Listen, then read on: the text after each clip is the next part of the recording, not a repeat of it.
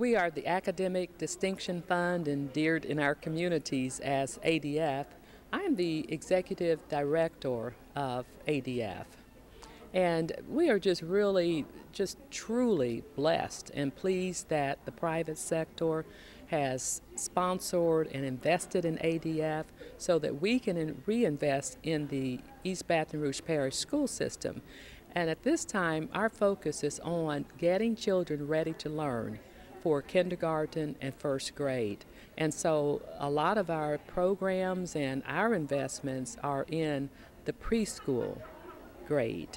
My message here today is the importance of early childhood education, by which I mean beginning before age 5, when children typically enter public school. Education should start earlier than that. Dr. Francis Campbell will be presenting information from a 30-year longitudinal study. This is evidence-based. She's showing proof that investing in early childhood education pays huge dividends. I'm going to talk about how things look at 30 years later in the Abecedarian study. And I'm going to start by just laying out the background, which is the way we typically start.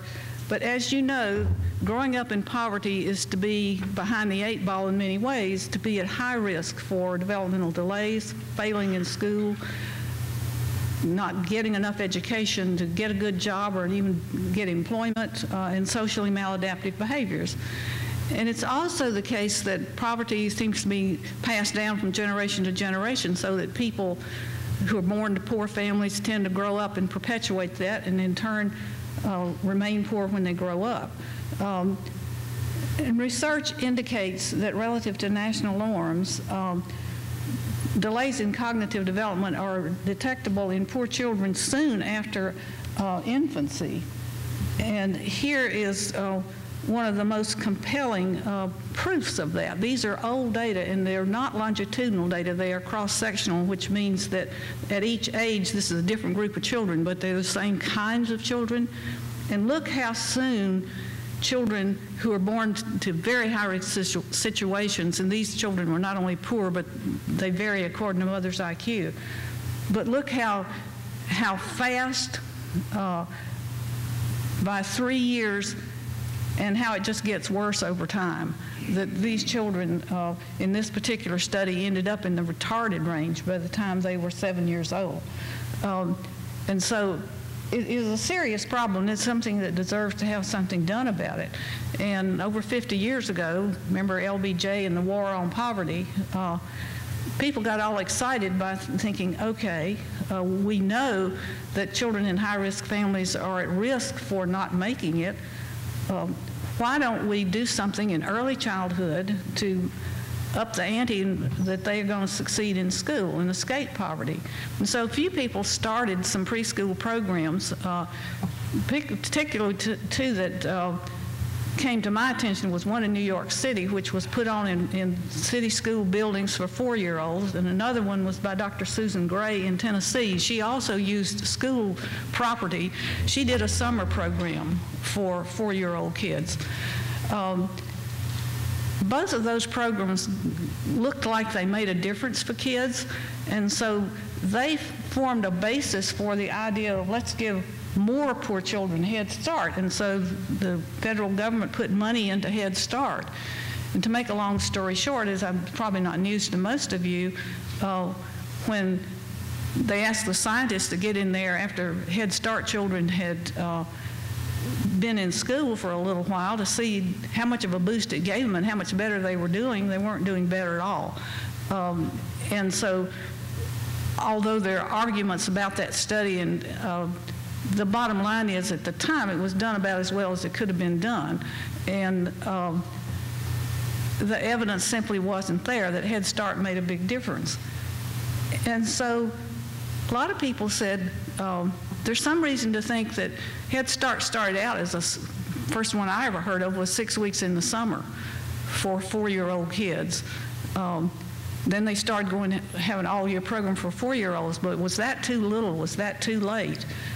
What if you started earlier? And one of the arguments for doing that, there were some studies out that showed that the variance in test performance or intellectual development, about half of what you were going to see in that could be seen by the time children were 4. And so it looked like Head Start was too late.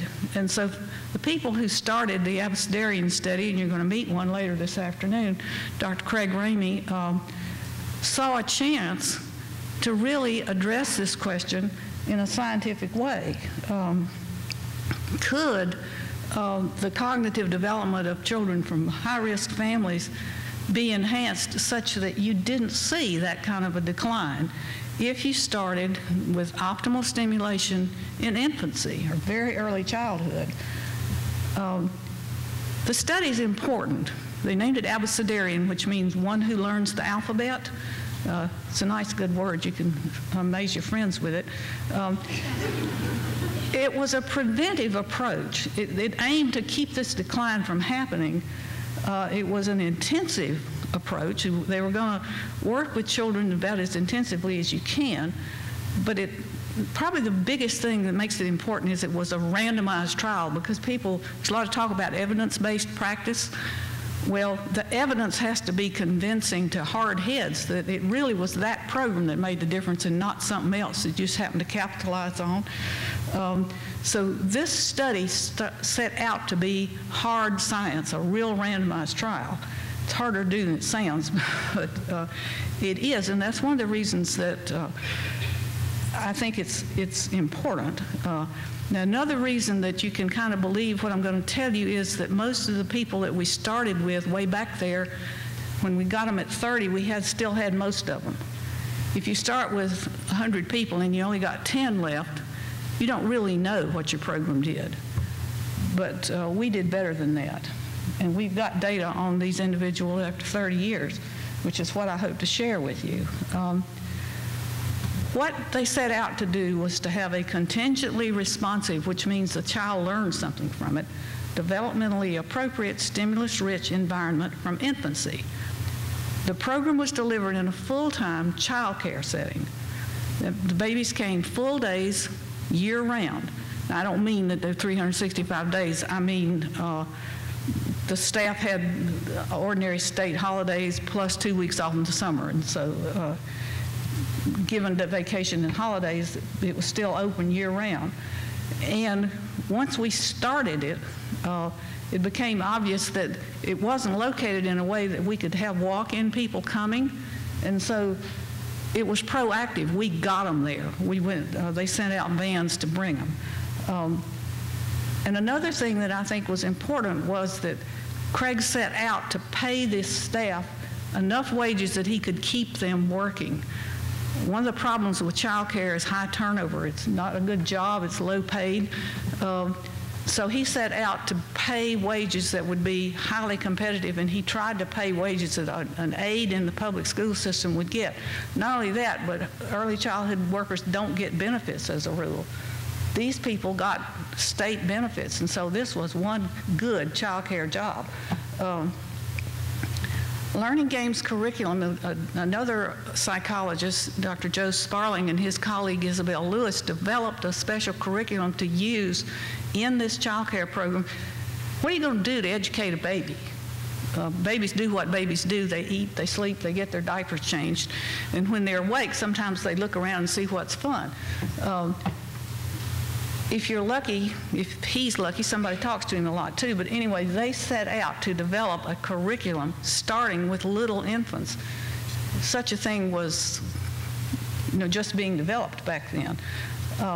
Another thing that was unique in my experience about other early childhood programs is that this whole study had a medical arm, so that there was a lot of interest in, is it safe to have babies in group care?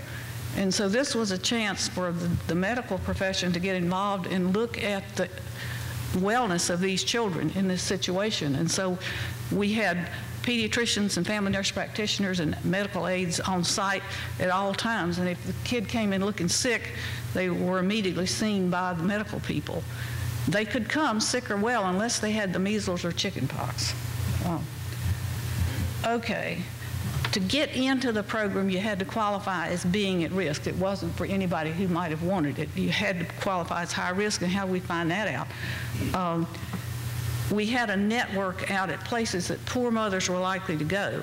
One was in the Department of Social Services, where they went to sign up for what was then called AFDC, and the other was at the clinics at the hospital, where they went for their prenatal care. And we asked both people at both places to find likely people who looked like they qualified, tell them that there was a chance that they might be in the study if they wanted to, and if they said, yeah, I'd like to know more, then they told us who that was. And then we went to see, our staff went to see them and scored the high risk index. And if they clearly qualified, the next step was they came into the, then we call it the center, now it's an institute, we've been promoted. They came in and met me, and I did this long interview, and plus, this was always the mother. I gave her an IQ test. She didn't get away without that. The baby had to be healthy and apparently free of conditions we knew would be associated with mental retardation, such as Downs, or a child with serious CP or something like that. We were looking for healthy infants. And also he wanted people who, but when the study started, we had money for 3 years, and so the family had to look like they were going to be around for 3 years. We started recruiting babies in 1972. We ended up with 4 cohorts of infants. A cohort was 28 babies. The nursery could accommodate 14, and so we had 14 controls for each one. At least that was the goal. During that period, we located 120 families who agreed to consider enrollment. We went through that rigmarole to get the mother's IQ and to find out what the risk statement was, status was. And the other thing is you needed to know whether this child was a boy or girl. And so they had, for those that weren't yet born, when I saw them, we had to wait till the baby got there. But once we could match up, and we knew the gender of the child, and we had enough families to do it, people who had never seen these people. I never did any, I didn't do this at all, and I'm not even sure how they did it. But they tried to match them as closely as they could, and then one was offered treatment and one was offered the control group. You might think that everybody would jump right on that. As a matter of fact, 7 of the people that were offered the treatment group didn't want it. And one control person decided she didn't want to do it either, and we ended up with one disqualified family. So of that 120, we ended up with 109 families who accepted their assignment, and their baby started, if they were in a treatment, they started coming to treatment. If they were in the control group, I saw them at least once, sort of thing. So we had 111 infants from those families. One mother had twins, and one sibling was admitted. We have 57 in the treatment group and 54 controls. As it happened, the sibling and the twins are both in the treated group. Pretty well matched between males and females. 98% of these families were African American. That didn't have anything to do with the selection criteria. Another thing that didn't have anything to do with it was whether the mother was a teenager or not. But to qualify on the high risk index in the particular community where we lived, overwhelmingly you were likely to be African American, and that's the way it worked out. That's because it's a university town, and most people that lived there were pretty well off if they were connected to the university. And the people who were connected to the university in the more service-oriented, low-paying jobs were likely to be African American anyway. What were we looking for? Primarily, we were looking for cognitive development. Remember, I showed you that trajectory where the kids were going down. That's a cognitive development or an IQ test score that we're looking at. So the goal was to stop that from happening. The way you measure that is you give the child a standard test and see how he's doing, whether he's gaining, losing, or staying the same. And believe me, I mean, it's kind of odd, but you can start measuring stuff like that at 3 months. We were also interested in the child's social emotional behavior development. We have less good standard ways to measure that, but we were interested in looking at the way the child approached tasks and how persistent they were at solving problems. And social emotional development, we collected a lot of data watching the children with their mothers, mother-child interaction we called it. And we also noticed how the children got along with teachers and peers at school. So those are outcomes that we looked at. Another thing we did in this study is once a year, somebody went to the home and scored something called the Home Observation for Measurement of the Environment. You may have all heard of it. But you're looking at the way the home supports the child's growth and development. So you look at things like what the emotional tone of the parent-child interactions, the mother being sweet to the child. She introduces him with pride, doesn't say hello to so-and-so as if the child is she's really proud of her, or even hit him while you're there. So you can learn a lot just watching a parent interact with a child. You look at what's there for him to play with. Are there books in the house? And you talk to the mother about how often do you take him to the grocery store? Do you ever take him to a park to play? Do you take him to the library? Those sorts of things, all of which support learning and growing. And this thing has versions suitable for very young children, up to 3, and then between 3 and 6, and then all up to 8. And we visited these homes a lot, so we know a fair amount about the quality of the home environments these children were growing up in. We also, over time, kept looking at the composition of the family. How stable is this family? Is father there? Is mother's education changing? What about mother's jobs? We measured the mother's attitudes. There's something called modernity, which is supposedly an attitude of, I want my child to learn. I want my child to be curious and creative. I want my child to feel free to ask me questions. I want my child to speak up. I want to give my child a voice in what's going on in the family, all of which go along, this measure goes along with children who do better in school. So we wanted to see how our mothers fit that scale. And locus of control means, do you think that you're in charge of what happens to you? We wanted to know that about these mothers. Did they think, it don't matter what I do, luck's going, I just don't have any luck at all, versus, doggone, they don't do that to me, I'm going to do something about it. So there are questions that can sort of get at that attitude. I talked about mother-infant interaction. We also did a lot of just how tall are they, how much do they weigh, their growth in both groups. Okay, now I'm going to show you a couple of learning games. This is a game you play with a very little baby. Lean over the baby and let your tie or scarf dangle. Wiggle the scarf so he'll notice it. At first, you might even help him by touching it to his hand. In this game, you're helping coordinate his eye and hand movements. That's very good. See, now he's making a move toward the scarf. That's why Isabel is giving him a hug and a kiss, to show she's pleased he's trying.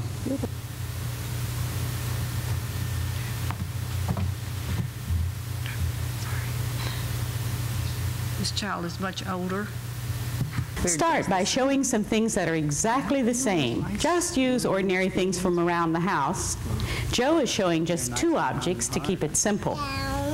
And they're just the same. Look. Here's one that's different. Feel that one. How does it feel? Then show one that's not the same. It's different in shape. Sharp Joe is letting the child handle it to learn with his fingers as well as his eyes. There.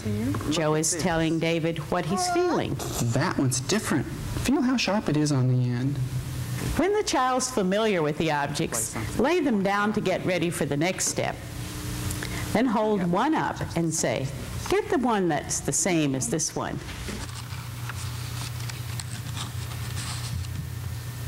Those are just some examples of learning games, and these are things that you could do. You don't have to have elaborate toys or anything. It's just showing people ways to interact, but teaching children all the time. What amazes me about that infant is how he's into what Isabel is showing him. He's clearly learning something. Okay, what I'm showing you here is my job. These are the test results over the preschool period. The blue line is treated group, and the red line is the control. And what you see is a big crash at 2 is where we changed from the Bailey scales to the Stanford-Binet, and I think that's probably a test artifact. But the point is that the children are wildly different after a short period of time, but they weren't different to start with. I want you to notice that. They were not different at 3 months. The biggest effect we ever saw was about age 3. And you will see later that it narrows a little bit after that. But it worked. Now, the teachers did not see the tests. They didn't know what I needed the babies to do. The parents saw the tests, and the parent was in there for a treated child and a controlled child. And so we did everything we could to make sure that the teachers weren't teaching the test, so they didn't know. And what you do, I mean, this is not a test in the sense you just give a child something to do, like Joe was showing that child same and different. That's kind of what you do. You present the child what looks like a game, and look how he plays it. But there's a way to say a child at such and such an age should be able to do so and so.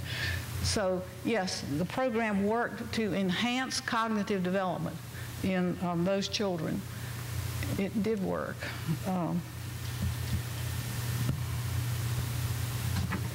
There were some effects for the parents as well.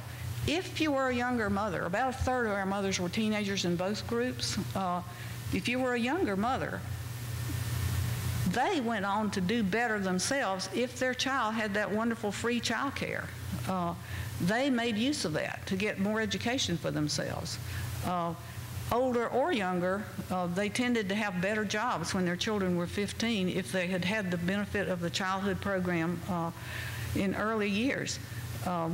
There was no evidence. I talked about mother-infant interaction. There isn't any evidence that having the children in full-time child care weakened the mother-infant bond. There was fear that it wouldn't be good for babies, that they needed to be with their mother all those years. Believe you me, they knew who mother was. There's an interesting study that was done there that I don't have a slide to show you, but they put the child's favorite teacher for treated kids and the mother in the same room, and then gave the child something he needed help with. Who'd he go to? 100% of the time, mom. Even though that person, supposedly, he should have thought, hey, she knows how to do stuff. They knew who their mother was. There was no evidence. I said we did all these visits in the home environment. I did a lot of them myself. I went to both kinds of homes, treated and controlled. There's no evidence that the home environment per se was affected by this early treatment. But that home score and early treatment both predicted children's school success. What I'm showing you here is cognitive test scores all the way to age 21. There's a lot of stuff to tell from this slide. Go back to this year 3 where I said that was maximum. These are what's called predicted scores, which means that we have a time term in here. We're looking at the effect of treatment and the effect of time. It would look a little different if I didn't have the time in there. But you can see that the gap narrows about the time they get in public school, and it continues to narrow a little bit, but it never converges. I would have bet you $200 that those lines would have been on top of each other when these people were 20. I simply thought the test effect would go away. It didn't. Shows what I knew. These are reading scores, and these are at 8, at 12, at 15, and at 21. We gave everybody an IQ test again at 21, and we gave them a test of reading and a test of math, the very same one they had all these other years, called the Woodcock-Johnson. It's a standardized test, and it compares you to national norms. So if you were right at national norms, you would be up here at 100. Now, these are high-risk kids, and you'll notice that they are not up at 100, but you'll also notice that there's almost no convergence here. They always outdo the control group. And the other thing I like about this is that reading tends to go up a little bit over the years, which means schools are doing something. They are learning. Unfortunately, schools aren't helping math. Those are the math scores, and I wish I understood that. but they simply are not keeping these children up in math skills at the same rate. Interesting to me when they were really little, and I would ask them, how do you like school? They didn't like reading when they first started. They liked math. They thought math was fun. Reading was awful. But their skills in math don't quite keep up, and so somebody needs to take that one on. Yep. Did early childhood program enhance cognitive development? Yes, I've showed you that. The significant effect on cognitive test performance lasted for 20 years. They did better going through school. Not only, I showed you the academic test scores, but if you had early childhood treatment, you were less likely to be held back, significantly less. You were less likely to be put into special ed. Those are both things that go a long way toward a cost benefit.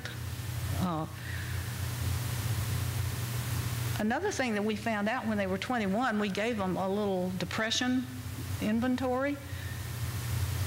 Those who'd had early childhood treatment were significantly less likely to endorse depressive symptoms. I'm not saying that this was a group of clinically depressed people. They weren't necessarily. But did they endorse more depressive sounding symptoms? Yes, if they were in the control group. No, if they were in a treated group. And when they were 21, they had significantly more years of education, and they were more likely to be in college, and they were more likely to either be still in school or to have a good job. And so we saw quite a bit of benefit by the time they were 21. But if you're 21, problem is if you went straight from high school straight into college, you're not out of college. And so the real question is, who got out of college? And that's why I'm excited to tell you. When they were 30, remember we start with 109 families with 111 children. We still had 103 people. Unfortunately, there have been deaths in the sample. We've actually had 4 people to die. One person actually wasn't eligible, and she ended up having a condition that made her ineligible, and so she's out, and one told us to get lost, and so she's gone. But we could have gotten 105 people if we'd had everybody who was living and or eligible. Those 2 I talked about aren't eligible. And we got 103 of them. And I think I'm very, very proud of that. Well, we could have had 103. We got 101 of the 103. So that's 98% of the original sample. And the proportion of African Americans exactly mirrors what we started with, which is 98%. And I won't go through all this. Just trust me, they were around 30. We wanted them to be the same age so we could say you had enough time to accomplish X. How did you do compared to the others?